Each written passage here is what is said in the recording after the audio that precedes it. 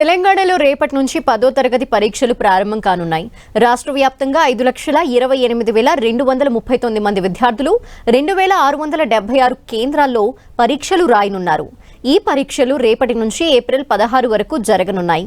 విద్యార్థులకు ఎలాంటి ఇబ్బందులు తలెత్తకుండా అన్ని రకాల సౌకర్యాలు కల్పించామంటున్న Telangana school education director and commissioner Naveen నికోలస్తో మా ప్రతినిధి రాముడు ఫేస్ టు ఫేస్.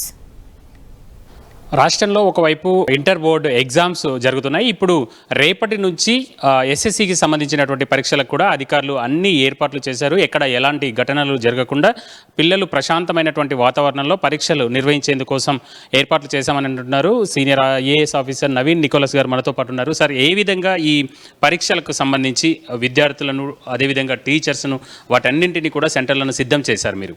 సో ఈసారి ప్రభుత్వము ఎస్ఎస్సి ఎగ్జామ్స్ ఏవైతే ఉన్నాయో వాటి కోసము అన్ని ఏర్పాట్లు చేయడం జరిగింది. ఈసారి మనము సెంటర్స్ అన్నింటినీ కూడా ఫిజికల్లీ ఇన్స్పెక్ట్ చేయించి మంచి సెంటర్స్ని, ఎవరికైతే కాంపౌండ్ వాల్ ఉందో, ఫర్నిచర్ ఉందో, రోడ్ పాయింట్కి నియర్ ఉన్న మంచి స్కూల్స్ని అన్నీ కూడా ఫైనలైజ్ చేయడం జరిగింది. ఈసారి ఇంకొక కొత్త నిర్ణయం ప్రభుత్వం పిల్లలు పేరెంట్స్ బెనిఫిట్ కోసం తీసుకుంది ఏంటంటే అన్ని ఎగ్జామ్స్కి మధ్యలో పిల్లలకు సఫిషియంట్ టైం ఇవ్వడం జరిగింది. అంటే వాళ్ళు ఆ మధ్యకాలంలో స్కూల్కు వెళ్ళి కూడా చదువుకోవచ్చు, ఎలాంటి ఇబ్బంది ఉండదా సార్? అదే మన ప్రభుత్వ పాఠశాల 10th చదివిన పిల్లలందరికీ కూడా టీచర్స్ అవైలబుల్ ఉంటారు. సపోజ్ ఎగ్జామ్ మధ్యలో 3 రోజులు ఉందనుకోండి, ఆ 3 రోజులు వాళ్ళు ఏమైనా డౌట్స్ ఉంటే స్కూల్కి వచ్చి క్లారిఫై చేసుకోవచ్చు. మొత్తం ఎన్ని సెంటర్లలో పరీక్ష నిర్వహిస్తున్నారు? ఎంతమంది విద్యార్థులు ఈ పరీక్షకు హాజరయ్యేటువంటి అవకాశం? మొత్తము 2,676 సెంటర్లు మనము ఈసారి తీసుకోవడం జరిగింది. అండ్ 5.28 lakh మంది పిల్లలు ఈసారి ఎగ్జామ్స్ రాస్తున్నారు. ఈసారి ఎగ్జామ్ సెంటర్లలో కూడా మనం ఆల్రెడీ స్టేట్ లెవెల్ కోఆర్డినేషన్ అన్ని డిపార్ట్మెంట్, కంటే ఇది ఒక పెద్ద ఎగ్జామ్, అందరితో 5 లక్షల మంది పిల్లలు రాస్తారు కాబట్టి అన్ని డిపార్ట్మెంట్తో మనం కోఆర్డినేట్ చేసుకొని ముందుకు పోవాలి. కాపీయింగ్ను రాకుండా ఉండడం కోసం, అట్లాంటి ఘటనలు జరగకుండా ఉండడం కోసం ఎలాంటి జాగ్రత్తలు తీసుకున్నారు? అక్కడ ఏమైనా సీసీ కెమెరాలు కానీ, లేదంటే ఫ్లయింగ్ స్క్వాడ్స్, సిట్టింగ్ స్క్వాడ్స్ ఎట్లా ఉంటున్నారు?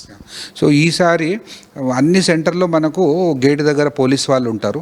అది కాకుండా ఎగ్జామ్కి వచ్చే ప్రతి విద్యార్థి కూడా మనం ఫ్రిస్కింగ్ చేస్తాం. సో ఫ్రిస్కింగ్ కోసము స్టాఫ్ ఉంటారు, they will do the frisking. తర్వాత ఏ విధమైన ఫోన్స్ కానీ, స్టడీ మెటీరియల్ కానీ ఏది కూడా సెంటర్ లోపలికి తీసుకుపోవడానికి ఆస్కారం లేదు. సో ఈసారి ఏం చేసామంటే మనం గేట్ బయటనే ఒక క్లోక్ రూమ్ పెడుతున్నాం.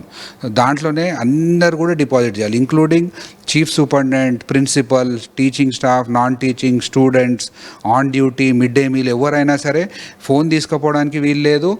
బుక్స్, మెటీరియల్ ఏదైనా గేట్ బయటనే పెట్టుకోవాలని కూడా ఈసారి క్లియర్గా ఇన్స్ట్రక్షన్స్ ఇవ్వడం జరిగింది. పిల్లలు చాలా ప్రశాంతమైనటువంటి వాతావరణంలో ప్రెజర్ గురి కాకుండా ఉండేందుకోసం తల్లిదండ్రులకు, పిల్లలకు మీరు ఎలాంటి సూచనలు చేస్తారు? సో పిల్లలకు ఒకటి నా రిక్వెస్ట్ ఏంటంటే పేరెంట్స్కి, పిల్లలకి మీరు టైంకి రీచ్ కావాలి సెంటర్కి.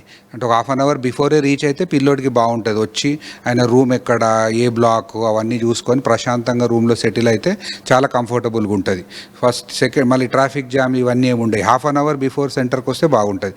ఒక 5 minutes గ్రేస్ టైం కూడా పెట్టాం, బికాజ్ ఈ SSC is not a competitive examination. పరీక్షా కేంద్రానికి కొంత ముందుగా చేరుకుంటే ఎలాంటి గాబరా లేకుండా మంచిగా ఎగ్జామ్స్ రాయడానికి వీలవుతుంది. అదేవిధంగా తల్లిదండ్రులు కూడా కొన్ని జాగ్రత్తలు తీసుకోవడం ద్వారా పిల్లలను మరింత ఎక్కువగా నైపుణ్యం వచ్చే విధంగా, మంచిగా పరీక్షలు రాసే విధంగా అవసరమైనటువంటి చర్యలు తీసుకోవచ్చు అనేది ప్రధానంగా అధికారులు సూచిస్తున్నారు.